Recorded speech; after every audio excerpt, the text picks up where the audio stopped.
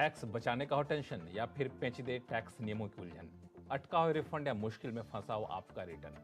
हर मुश्किल सवाल का आसान जवाब है टैक्स गुरु, जहां आप ना सिर्फ अपना टैक्स बचाते हैं बल्कि हम टैक्स की उलझनों को सुलझाने के गुर भी आपको सिखाते हैं। नमस्कार, मैं हूं लक्ष्मण राय और आज आपके सवालों का जवाब देने के लिए हमारे साथ हैं जाने माने टैक्स एक्सपर्ट शरद कोहली साहब। सर, आपका स्वागत है CNBC आवाज में। हमने देखा है कि विदेश में रहने वाले भारतीय अपने घर पे परिवार को, माता पिता को पैसे भेजते रहें, लेकिन इन दिनों विदेश में पैसा भेजने का चलन बढ़ता जा रहा है। अगर रिजर्व बैंक के आंकड़ों को देखें तो पिछले 8 साल में बाहर भेजे जाने वाली रकम में करीब 280% से भी ज्यादा की बढ़ोतरी हुई है। अब सवाल उठता है कि जो लोग बाहर पैसा भेजते हैं क्या उनको भी टैक्स देना पड़ता है? कोहली साहब, सवाल जायज है कि नहीं? बिल्कुल जायज़ है। और लक्ष्मण, पैसा लिबरलाइज रेमिटेंस स्कीम जो चलती है 2.5 लाख जो 2020 में शुरू की गई थी। जी हाँ, प्रति भारतीय ने स्कीम तो पहले से है, उसकी लिमिट चेंज की गई।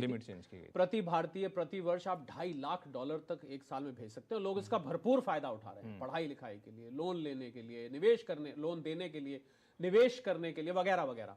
तो देखिए, आप जब पैसा भेजते हैं तो 7 लाख रुपए, लक्ष्मण एक लिमिट नोट कर लीजिए, अगर 7 लाख रुपए से ऊपर की रकम बन रही है, और ये लक्ष्मण इंटरेस्टिंग बात है, 7 लाख जब तय की गई थी $10,000 जब रुपया $70 पे होता था, ये तब तय गई, पर अब लिमिट अभी भी 7 लाख है। तो अगर 7 लाख से ऊपर आप जाते हैं, इफेक्टिवली लिमिट कम हो गई है। हाँ, इफेक्टिवली देखा जाए तो बिल्कुल कम हो गई है। तो अगर आप 7 लाख से ऊपर जाते हैं तो उससे ऊपर जो भी अमाउंट होगा उस पे बैंक आपसे 5% TCS, tax collected at source, आपसे ले लेगा। और अगर आपके पास, मान लीजिए लोन दे रहे हैं, आप कहीं लोन की एजुकेशन लोन लिया हुआ है, उसकी रीपेमेंट कर रहे हैं, तो 0.5% आपसे ये tax collected at source leviable उस अमाउंट पर होगा। तो ये जो अब TCS की बात करें तो मेरे मन में सवाल आया, कई बार हम लोग TCS यहाँ कटता है भारत में, तो अलग अलग तरीके से इसको हम लोग क्रेडिट ले सकते हैं। तो क्या बाहर जो पैसा भेजने पे TCS कटता है उसमें भी क्रेडिट लेने की सुविधा है? जी हाँ, बिल्कुल। ये जो TCS है, ये बैंक आपसे कलेक्ट करा के आप ही के पैन नंबर में, आप ही के अकाउंट में जमा कराएगा, और बाकायदा आप इसका 26A में, जैसे आप TDS का क्रेडिट लेते हैं वैसे ही आप TCS का क्रेडिट लेंगे। मतलब यह है कि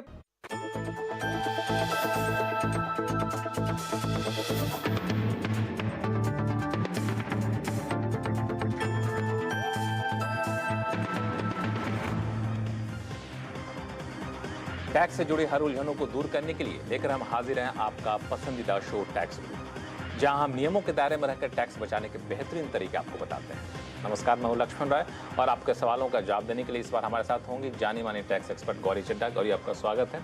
और गौरी इस बार शो में बहुत कुछ खास बताने वाली है, इसलिए अगले आधे घंटे तक कहीं जाइएगा नहीं, क्योंकि हम आपको बताने वाले हैं कि अगर आपने नौकरी बदली है या छटनी के हुए शिकार, तो कैसे बचाएं अपना इनकम टैक्स। खाली पड़ी प्रॉपर्टी पर भी क्या बनती है टैक्स की देनदारी, और साथ ही ये भी बताएंगे कि कंपनी के मर्जर के बाद शेयर पर कैसे चुकाएं कैपिटल गेन्स टैक्स। इन सारे मुद्दों पर बातचीत होगी, लेकिन सबसे पहला मुद्दा नौकरी को लेकर के। पिछले दिनों कई सारी खबरें आई थी कि इस कंपनी ने 100 एम्प्लॉय निकाल दिए, इस कंपनी ने 1000 एम्प्लॉय निकाल दिए, इस कंपनी ने 5000 एम्प्लॉय निकाल दिए।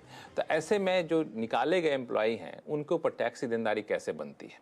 या फिर कई लोगों ने नौकरी बदल भी ली है, तो नौकरी बदल दी है, वो पहले पेरोल पे थे, अब कॉन्ट्रैक्ट पे आ गए हैं, कंसल्टेंसी कर रहे हैं, फ्रीलांस कर रहे हैं, तो टैक्स की देनदारी हर हालात में अलग अलग होती है। इन सारे हालात पर टैक्स की देनदारी अलग अलग कैसे बनेगी, इस पर बातचीत करेंगे गौरी से। पहली बात तो ये होती है कि मान लिया कारोबारी साल के बीच में ही हमने किसी ने नौकरी की छटनी हो गई, नौकरी छोड़नी पड़ गई, तो उनके ऊपर टैक्स की देनदारी क्या बनेगी अगर वो बाकी के साल में आमदनी का कोई स्रोत नहीं रहता है तो?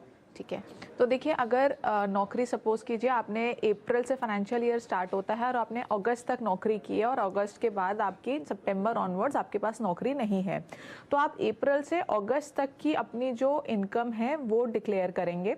उसी में आपकी जो डिडक्शंस हैं, आपको कुछ डिडक्शंस ऐसी होती हैं जो आपको नॉर्मली मिलती हैं, जैसे 80C 80D, वो आप पूरी की पूरी क्लेम कर सकते हैं अगर आप उसमें इन्वेस्ट या एक्सपेंस जो भी है वो कर रहे हैं। कुछ डिडक्शंस ऐसी होती हैं या एग्जेम्पशंस ऐसी होती हैं जो आपकी मंथ के हिसाब से लिंक्ड होती हैं, जैसे HRA है, 80 जीजी का बेनिफिट है और ऐसी चीजें, वो आपको उन्हीं हिसाब से मिलेगी जितने महीने आपने काम किया है, उस हिसाब से आपको उसकी डिडक्शन मिलेगी या एग्जेम्पशन मिलेगी।